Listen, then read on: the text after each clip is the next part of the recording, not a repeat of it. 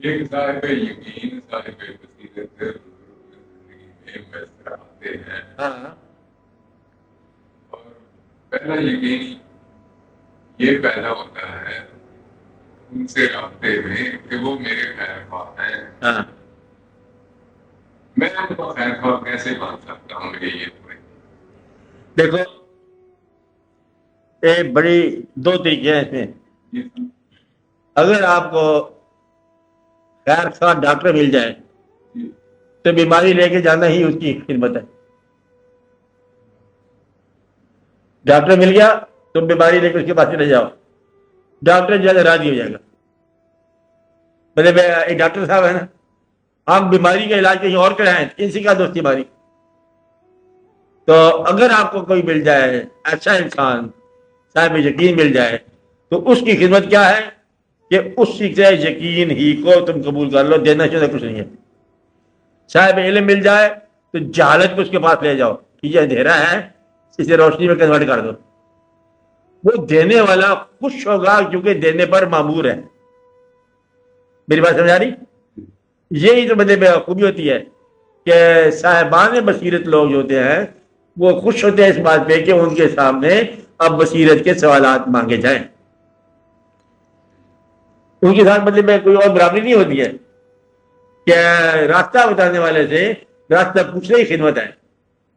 راستہ بتانا ہے کہ جناب چھ گمبرے کا راستہ کون جاتا ہے، وہ کیا جاتا ہے، وہ کیا کرے گا، خوش ہوگا کیونکہ اس کی یہ ڈیوٹی بھی ہے، پلیئر بھی ہے، اس کے شوق بھی یہی ہے، فرض بھی یہی ہے. اس لیے اس کو دنیا داری کی طرف خدمت نہیں کرنی، اس کا کام ہے تم نے لے لیا پوچھ لیا. ہاں یہ ہے کہ یہ سب کچھ لے کے آتے ہوئے اپنی بے علمی یا غیبت میسر آ جاتی ہے، اس کو پتہ کچھ طبیعت میں کوئی کہتی ہے کوئی تصور ایسا ہوتا یہ ہے کہ وہاں سے لوگ منشور زندگی میں جا کے دفات کرو. اب یہ گھر جاتا ہے انسان تو وہاں جا کے تمہیں مخالفت ملے گی انسان کے ساتھ، پھر تمہیں یہ بات یاد آ جائے گی کہ اس کو میں نے معاف کرنا ہے. جب معاف نہیں کرنا ہے تو لڑائی کیا کرنی ہے؟ زندگی وہاں سے بدل جائے گی. جھگڑا آدھا جو ہوتا ہے پیسے کے اوپر ہوتا ہے، پیسہ جو ہے نہ تیرا ہے نہ میرا ہے، زندگی جو ہے آنی جانی ہے. انسان نہ کچھ کھوئے گا نہ پائے گا، وہ آئے گا اور صرف جائے گا. تو لینا کیا ہے؟ تو وہاں جا کے یہ اپلائی ہو جائے گی بات، یہ تنہائیوں میں جا کے اپلائی ہوگی اور تنہائیوں میں ہی ملے گی. تو آپ تو وہی ہوگے نا. اب اس میں ہو کیا رہا ہے؟ اب ہم یہاں بیٹھے کیا ہو رہا ہے؟ پتہ کیا ہو رہا ہے؟ آپ کا جو کاریگر ہے نا شعبہ دل یا روح، وہ ایڈریس سن رہا ہے، اس سے ہم ایڈریس کر رہے ہیں. ایک ڈرائیور ہے آپ کا اور وہ کچھ نہ کچھ بات سیکھ رہا ہے، کچھ میرے ساتھ وعدہ کر رہا ہے. جب آپ زندگی میں جاؤ گے تو وہ پھر اس کی مرضی کے مطابق چلے گا، حالات کو چلائے گا اور تسکین پائے گا. مقصد یہ کہ پھر یہی تو آپ کو فائدہ ہوگا. وہاں جب آپ نہیں ہوتے تو اسی وقت تو آپ ہوتے ہیں. ہم مطلب اس آج ہوتے ہیں جمعرات ہم ملتے ہیں، اگر ہم صرف جمعرات کو ملے تو کبھی یاد نہیں رہے ہمیں. ملتے سارا دن ہے، سارے ہفتے ملتے ہیں. تو وہ جو شوق ہے وہ اپنی جگہ پر قائم رہتا ہے. یہ سنی ہوئی بات خالی سنی ہوئی نہیں رہتی، یہ جا کے زندگی کے عمل میں داخل ہو جاتی ہے. میں آپ کو جو آسان بات بتا رہا ہوں کہ ذکر کرنے والا آدمی، اللہ کا ذکر کرنے والا آدمی، اب یہ معافی کے ساتھ میں بات کر رہا ہوں، این ممکن ہے کہ ذکر جاری ہو اور بندہ ظالم ہو. آپ بات کر رہے ہیں، پھر بعد میں واپس کرنے کے بعد پھر کہاں میں بات کر رہا ہوں. این ممکن ہے کہ ذکر جاری ہو اور بندہ پیسہ مانگنے والا ہو. این ممکن ہے کہ ذکر جاری ہو اور بندے کے ماں باپ ناراض ہو. میں آپ کو یہ بتا رہا ہوں کہ ذکر شروع کرنے سے پہلے اپنی صفائی کر لو. ذکر شروع کرنے سے پہلے دل کو صاف کر لو، دل کو کدورت سے آزاد کر دو، نفرت نکال دو، لالچ نکال دو، انتقام نکال دو، ہمیشہ رہنے کی تمنا نکال دو، اللہ کی طرف صبر کرنے والے بن جاؤ. اور ففروا الی اللہ، اللہ کی طرف فرار کر جاؤ. فرار کیسے ہوتا ہے؟ جتنے چھڑ کے دس جاؤ، یہ فرار، اللہ کی طرف بھاگ جاؤ. مطلب یہ ہے کہ ایک جو کیفیت آپ کو نہیں سمجھ آ رہی ہے کہ جب اگر ماں آ جائے تو ماں کے سامنے ہاتھ سے چھوڑ دو، باپ آ جائے تو باپ کے سامنے اپنے نہ چھوڑ دو. مطلب یہ کہ جب تم مسافر ہی بن گئے اللہ کی طرف ہے تو پھر تمہیں ساری بات سمجھ آ جائے گی. کچھ بات سمجھ آ رہی ہے آپ کو؟ تو یہ ہے کہ اسی زندگی میں ہم نے کرنا ہے سارا واقعہ، زندگی کے بعد نہیں ہوگا. تو اپنے آپ کو آزاد کر دو، یہ جھگڑا، یہ لینا، یہ دینا، یہ دل، یہ آزادی چھوڑ دو.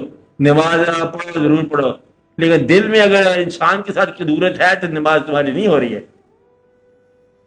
اور اگر نفرت ہے تو قدورت ہے تو نہیں ہو رہی ہے.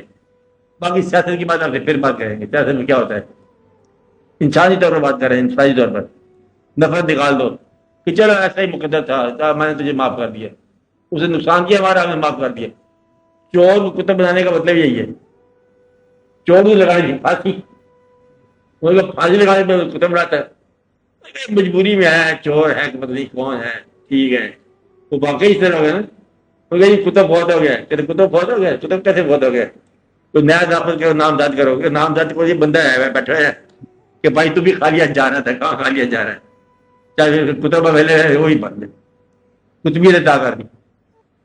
تو مدعا تو یہ ہے کہ اگر آپ احسان کرنا چاہو تو پھر ہر آدمی تمہارا انتظار کر رہے ہیں. تم سزائیں دینا، لاٹھیاں جلانا، ایک دوسرے کو پنشمنٹ کرنا، یہ چھوڑ دو. یہ عبادت ہے. ذکر چلانا بہت آسان ہے، ذکر ہو جائے گا. ذکر اللہ تعالیٰ کا ذکر شروع کر کے مطلب گونج ہو جائے گی بات، لیکن دل پہلے صاف کرو. میں ایک واقعہ بتاتا ہوں چھوٹا سا. ایک جگہ ہم ذکر کرتے تھے بہت زور زور چھوڑ کر محفل ذکر کی. ایک دن محفل ذکر ہونے سے پہلے محفل ذکر میں شامل آدمیوں میں سے ایک آدمی نے آ کے سوال کیا کہ جب یہ محفل ذکر کرو اس کے بعد دعا کرو کہ میرے اوپر قرضہ ہے، تو نہیں 5,000 کے 6,000 قرضہ تھا بیچارے کے اوپر، یہ قرضہ جو ہے نا یہ ٹل جائے، دعا کرو. وہ جو بابا جی ذکر کرتے تھے اس نے کہا دیکھ آج ہم ذکر کرتے نہیں، یہ بیچارہ پیسے کی شکل میں مبتلا ہے، اس نے ذکر کیا کرنا ہے، جس کی وجہ ذکر تھی پیسے بنانے ہیں، ہم ذکر ہی نہیں کرتے. تو ذکر کی بغل روٹ گئی. اب جو ذکر کرنے کے لوگ آئے تھے وہ پریشان کہ ذکر تو ہے یار، کیا بات ہے، ذکر ہونا چاہیے. کہتے ہم ذکر کرتے نہیں ہیں، 6,000 روپئے کرتے ہیں، ان کو ذکر کر اس کو وہاں نکال دو. جب مجھے نہیں نکالنا، وہ آدم فاضل 6,000 روپئے پورا ہوگا، ذکر کی محفل جاری ہوگی. اب پیسے تو اللہ سے مانگتے ہو، رکھتے آپ کی جیب میں ہو، یہ جو ہے ظلم کی بات ہے. نہیں بات سمجھ آئی؟ بات سمجھ نہیں آئی نا، یہ بات آپ کو کبھی سمجھ نہیں آئے گی. کہ ایک آدمی سوال کیا کہ دعا کرو مجھے 500 روپئے چاہیے، کیا کہا 5 روپئے چاہیے، تو سوال ہاتھ اٹھاؤ، ہاتھ اٹھاؤ جیب میں ڈالو، نکالو 500. کچھ نہیں کہتے یہ اللہ تجھے دے گا اور آپ نے پیسے بینک میں رکھو. کوئی بات سمجھ آئی؟ اس لیے پیسہ جس کے پاس ہے وہ دے گا، یہ نہ کہنا کہ اس کو اللہ دے گا. کیا کون دے گا؟ آپ ہی دو. جس کے لیے تم دعا کر رہے ہو اس کا دعا آپ ہی کرو. کیا کر رہے ہو؟ جس کے لیے دعا کر رہے ہو اس کا دعا آپ کرو. اس کو اللہ کے والے کر رہے ہو تم خود ہی اس کو دو. تو یہاں سے آ کے فرق پڑ جاتا ہے کہ اپنے بھائی کو اور اس کی مدد کرو، اس کے ساتھ تعاون کرو، اس کی ہیلپ کرو. ذکر پھر جب چلے گا. ذکر کی خوبی یہ ہے ذکر کرنے والا کوئی دنیاوی آرزو نہ رکھتا، بس پھر اللہ تعالیٰ کی یاد میں ایسا ذکر ہو جائے، تیری یاد میں ہوا جب سے گم، تیرے گم شدہ کا یہ حال ہے کہ نہ دور ہے نہ قریب ہے، نہ فراق ہے نہ وصال ہے. ایسی منزل آ گئی. یہ لوگ ذکر کرتے کرتے اللہ پوچھے ہاں بھائی یاد کر رہے ہیں کیا حال چال ہے، تم تو بڑے مزے کہ اللہ کی حال چال بات کی وجہ پہلے 2-4 میرے مسئلے حل کر دو. یہ تو وہی بری بات ہے. تو اللہ تعالیٰ کو ساتھ محبت کا رشتہ بناؤ کہ کام کرانے پورنے والے بات جو خود ہی وہ کرتا جائے. ذکر سے پہلے اگر دنیاوی مسائل حل کر لیتے، دنیاوی مسائل جو ہے میں یہ کہتا ہوں دنیاوی مسائل کو ذکر میں نہ شامل کرنا، اس کو الگ رہنا. یہ الگ رکھ. ذکر میں جو ہے نا شعبہ جو ہے نا جم ذکر کے اندر سے مطلب دنیا کی تمنا نہیں نکلے. دنیا کی تمنا رکھو، تمنا پوری کرو. ایسی تمنا جس کا علاج دنیا میں تمہاری محنت کے بغیر ہے وہ دعا میں شامل کر لو کہ محنت سے یہ کام حل نہیں ہو سکتا. مثلاً ایک بچہ اس کی بیٹیاں پیدا ہو رہی ہیں، بیٹا نہیں پیدا ہوتا، اب یہاں محنت کام نہیں آئے گی، اس کو دعا میں رکھ لو.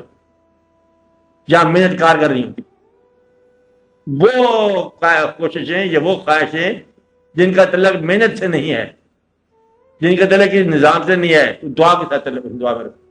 ذکر کا مطلب یہ ہوتا ہے، مطلب دعا ذکر کا مطلب ہے محبت، اللہ کی محبت۔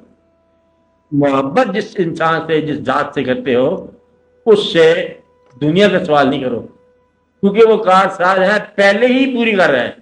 جس نے تمہارے مانگنے سے پہلے تمہیں بینائی دی، تمہارے دیکھنے کے لیے روشن کائنات بنائی، جس نے بچے کے پیدا ہونے سے پہلے ماں کے پاس دودھ کا انتظام کر دیا، جو تمہارا نگران ہے، جو سانسوں کا رزق دیتا ہے، نور کا رزق دیتا ہے، ایمان کا رزق دیتا ہے، خیال کا رزق دیتا ہے، ماں باپ کا رزق دیتا ہے، اولاد کا رزق دیتا ہے، جس نے کھلی فضا میں تمہیں رکھا ہوا ہے، وہ تمہارے پالنے کا انتظام کر چکا ہے۔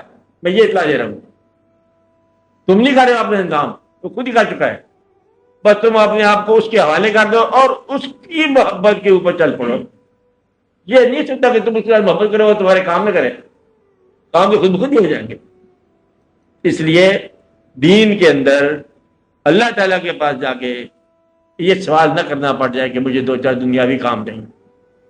یہ میں آپ کو یہ بتا رہا ہوں کہ اللہ کی محبت کرنے والے ایسے لوگ تھے کہ غریب تھے اور اللہ کے قریب تھے۔ کہتے غریب تھے اور اللہ کے قریب تھے، انہیں یہ دعا نہیں کی کہ یا اللہ ہمیں پیسے دے دے، اور بڑے مقربین تھے، بڑے مقربین تھے۔ اچھا آپ کیا کھائیں، ایک رات کی بات دل میں رکھنا، کیا ایسا آپ تصور کر سکتے ہو کہ حضرت امام علی مقام امام حسین علیہ السلام کی کوئی دعا منظور نہ ہو؟ نہیں نہ مان سکتے آپ؟ تو کربلا کو ٹالنے کی دعا کی ہوگی آپ نے؟ بے راز ہے، آپ کے نام سے دعا منظور ہوتی ہے۔ آپ نے یہ دعا کی ہوگی یا اللہ کربلا ٹال دے میرے سر سے؟ کسی شہید ہونے والے دعا کیا کہ شہادت ٹال دے میرے سر سے؟ کسی غریب نے دعا کی ہوگی کہ غریبی ٹال دے؟ کیا پیغمبر صلی اللہ علیہ وسلم دعا کی ہوگی کہ وادی طیب سے مجھے نہ گزار؟ یہی تو تسلیم و رضا کی کہانی ہے۔ تسلیم کسے کہتے ہیں؟